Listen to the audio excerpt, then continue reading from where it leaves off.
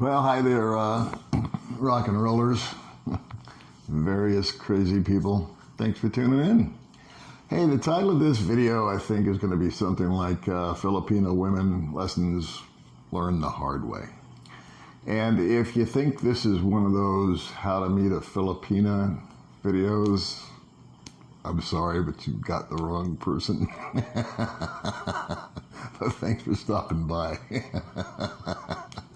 Now, this is what kind of inspired this whole train of thought was, for some weird reason, even though there's nobody coming into the island because of COVID, May and I have been bumping into, I think, 3 or 4 different guys in the last few days that have come up and introduced themselves and said, hey, I've seen your channel and I'm so-and-so. And it's been really nice. And they've taken an opportunity to maybe sit down and chat with us for a few minutes. And it seems like every conversation that we had to deal with relationships. And the guys were telling me their war stories, you know. And we didn't really get into it because each time we met somebody, we were at a restaurant. I think this happened to us 3 times now. And we had about 10 minutes. And then our food showed up, and the people that came over and introduced themselves to us just graciously said, well, we'll let you guys get to your food. I'll talk to you later. We exchanged numbers. We agreed to meet again sometime. But I was getting a kick out of their stories because they sounded so much like my stories. But what I wanted to convey and put on tape for myself and then share, of course, with you if you want to hang in there with me, is that all the meeting women, making decisions, getting into relationships, all the hard lessons about that, I didn't learn here. I learned all that back home. And I don't want to play psychiatrist and Dr. Phil and all that crap. And I don't even know if this is true. But I think that people have patterns of behavior that as humans we tend to migrate towards. I don't know. An example would be a woman that is in an abusive relationship. From what I've heard, these women are with these guys that are either physically abusive to them or mentally abusive to them or both. And somehow or another they get rescued and they're out of that relationship. And you turn around and 2 or 3 months later, she's back either with the same guy or a different guy with the same mentality. You know what I mean? She's back into another abusive relationship. And they always seem to track it back to the father was abusive, or the mother, or the family was dysfunctional. And I tend to believe that because in my own life, I felt that there was a lot of dysfunction in my early years, my formative years. And I don't talk about it much because I don't want to be disrespectful to my mom or anything like that. But being totally transparent, and since she's passed, God rest her soul. But at the end of the day, I've mentioned it once before. She was just a knee-walking drunk, and an ugly one at that. I mean, it was not pretty. And I can remember as a little kid, 7, 8, 9, 10 years old, coming home from school. And every day, having a knot in my stomach as I opened the front door, thinking, man, what am I walking into today? Is it going to be a good day? Or is it going to be one of those days? And so, that being said, I think with all that going on, I think I carried that with me into my formative years in my 20s and my 30s when it came to my attraction, if you will, or selection of women and dating habits. And instead of going for or being attracted to the girl that did good in the school and, you know, her dress was always pressed nicely, or she was kind of quiet or diminutive. I'm not talking about looks, I'm just talking about demeanor and attitude. I always kind of went for the wild child types. And that just led to straight disaster. And so, because for some reason I liked the chaos, I didn't like it, but it seemed more normal to me, an actual normal, just sit down, have dinner, have a conversation without everybody fighting or someone, going off the deep end. Just didn't seem normal to me. And finally, and so 2 marriages later to women like that, and I'm not ex-wife bashing, I'm just saying that they are their own persons, and I'm me. And the fact that they are what they are doesn't make them bad. It just meant that I used poor judgment in initiating or choosing to go with that. That being said, finally I had enough of having enough. And I forget the timeline, but it was like 12 or 15 years that I got divorced, I think in 2000 or something like that. I was single for 12 to 15 years. Again, I don't remember exactly. And before I came over here. Now, my primary driver for coming over here was not to meet somebody. An interesting phenomenon occurred to me after I hit about 45 or 50 or whatever it was, however old I was when I got divorced. I would have been 45. I found out that I didn't have a problem being alone. I kind of liked myself. I could amuse myself. And I didn't have to have somebody there to talk to or do anything for me. I found myself to be quite capable of doing my own laundry and making my own coffee. And, if I wanted to eat, I ate. If I wanted to leave, I left. I found it nice not having to check in if I went somewhere or say I'm leaving or drive somebody. I like the lack of responsibility and kind of a chance to be selfish. And I used to sit there, and after 2 or 3 or 4 years, one of my kids came to me and said, "You know what? I would really like to see you just meet a nice woman." God love him. And I said, well, maybe one day. And so he got me thinking about it. And then another kid, I have 3, came along a couple months later and basically mimicked that. They must have had a kid meeting or something, like, we're worried about dad. And said, "You know what, Pops? I don't think it's good you here being by yourself all the time. Maybe you should try to get out and meet somebody." And I said, "Okay, well, I appreciate that. I love you too." And it used to cross my mind. And then I realized at that age that my window of opportunity, if you will, to meet somebody that I was really attracted to, not only mentally and emotionally and spiritually, but also physically, was getting smaller. And then what actually did it for me is I was thinking about getting out more, and I couldn't figure out where I would get out to.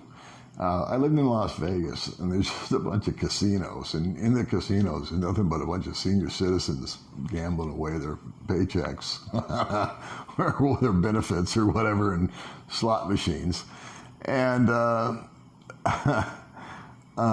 discos or nightclubs, I was too old for that. That was for the 20-somethings, and that had all changed. The whole dynamic had changed on that. And so I didn't know where the options were. And then the capper was, and then I'll get to the Philippines, but the capper was The Sopranos, of all things. I loved watching The Sopranos, the whole mafia deal and how the guys were. But about the time my kids were saying that, I was watching The Sopranos, and Tony's Soprano's wife would just get up his ass about something, and And like every episode, they would just go at it, you know, and problems with the kids, and this was going off, and Tony Soprano was like this, you know, at home. And when he got out, he was in charge. Everything was okay. It was just him. And I thought, yeah. When I'm by myself, I'm Tony Soprano. I got everything I want to do, I just do. Not that I'm some badass mafia guy, but I'm in charge of my own little destiny here. And I go home, it's going to be all this drama again, so why do it? So I just put relationships over there. My driver for coming to the Philippines was economics. I was burned out 10 years before. I mean, I burned out 10 years before I totally burned out, if that makes any sense. I mean, I was burned out for 10 years. I didn't just burn out of my work. And it was just, I literally on my 62nd birthday was on the doorstep of Social Security filing. I just wanted out. I just didn't want to show up anymore.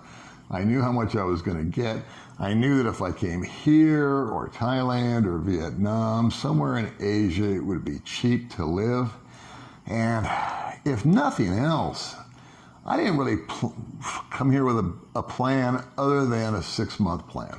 I came here saying, okay, I am not going to come here for 3 days and look around and just say no and give up. I am going to give it 6 months.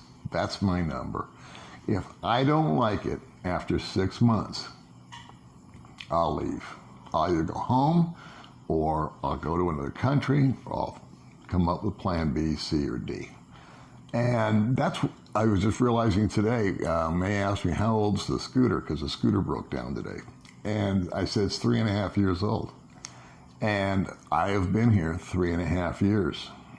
And I was here 6 months. And then I bought the scooter. That was when the scooter was making the commitment to stay. So what has that got to do with relationships? Well, in the Philippines, I shared with you my primary driver was not to meet anybody. If it happened, great. If it didn't, like I said, I was cool by myself. And I enjoyed being by myself out here. In fact, it was the first couple of months, I was just getting acclimated. I didn't need anybody around. I mean, it would have been nice to have somebody to help, but I was getting organized and I was trying to find an apartment and learning this and finding out about that and setting up a bank account and blah, blah, blah, blah, blah. So I was focused and I was dialed in on getting set up. And I also told myself, because I'd watched all these videos about coming out to the Philippines, not to get involved with the first girl.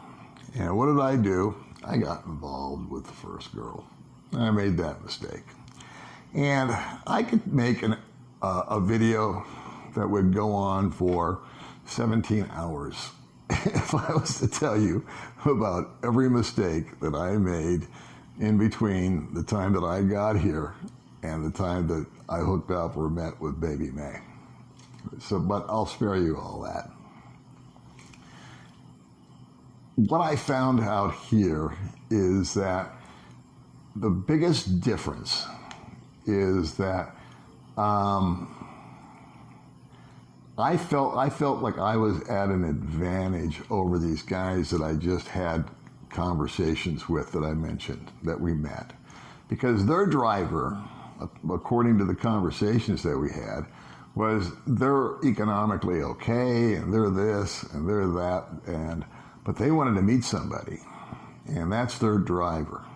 And they were telling me their stories, and about, yeah, I met a girl, and she said she had 1 kid, but she had 3, and then I met a girl, and the other guy said, and she took me for all this money, and then another guy said, yeah, I met this girl, but it turns out she was actually married to some Filipino. And I didn't say it to him, but I've been through all those too. I don't think they're the same girls, but I've had the exact same scenarios happen to me. And like I said, I could spend 17 hours if you wanted a blow by blow on everything that's happened, but I'll spare you. And when I met Baby May, we broke up a couple times the first year that we were together. We spent a month apart twice within the first year. But we were kind of always drawn to one another. And I think that those times apart were healthy. And now, on December 28th, today's December 5th or 6th or something like that, May and I are going to be 2 years together. And I think there's a couple of things that make us compatible. And number one is that both of us are each very, very comfortable with being alone. In other words, we're together almost always, but we're not always together. In other words, she's not always next to me on the couch or hanging on to me, or I go outside sometimes to sit on the patio for 2 or 3 hours and she just stays inside and does her thing. Or this morning I just had a problem with the scooter, so I took it in to get it fixed and went and had a cup of coffee, and she was up here jikky-jacking around. But we're not needy in that way. And when I come home and spend time with her, there is absolutely positively, I shouldn't say absolutely positively, because there's always a little bit, but there's very little drama. There's very little malcontent or discontent or raised voices or tempers flaring or attitudes or ass chewings on either end. We're both pretty respectful of one another. And so it's just been nice. I guess this is my little self video, is that it's just been nice to finally feel normal, is what I found out here. I've said it before, I'll say it again. I think women in America are feminist, and I think women in the Philippines are feminine. And I think that makes a big difference. But I think an advantage that I had coming out here was that I just really didn't care. And so, I don't know. For the guys watching this that are really interested in meeting with somebody, or you're chatting with somebody online, God bless you. I don't give advice.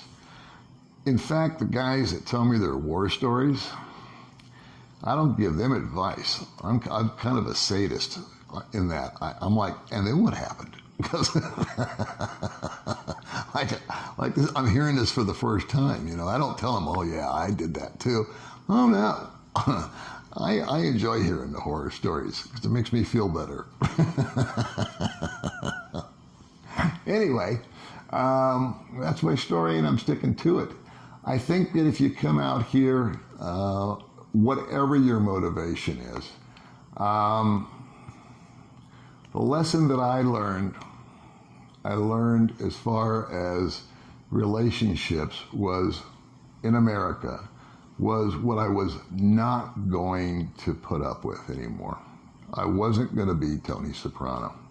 I wasn't ever going to come home and have that to come home to.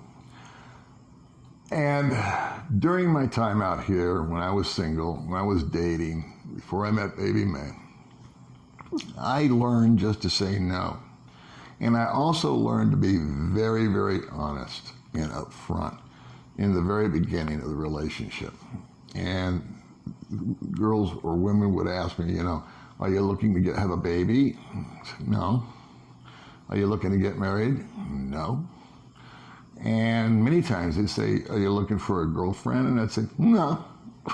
But it was an honest answer. Now, that didn't mean that I couldn't get into you. Obviously, I met May. She asked me all those questions. I gave her all the same answers. Do I want a baby? No. You want to get married? No. Do you want a girlfriend? Not really. But it turned out that way, that we're boyfriend and girlfriend. We're not married and we don't have a baby, but, you know, 1 out of 3 is not bad. And so it's just nice to know what normal is. After all the dysfunction and all the chaos and all the I don't come home with a pit in my stomach anymore. I come home with more of a glow, if you will, you know, a happy heart, joy, and a sense of relief. There's not one time I've put my key in the door and dreaded it. I've actually looked forward to it. So anyway, I hope everything is good with you guys. I look forward to seeing you again in the next video. Bye.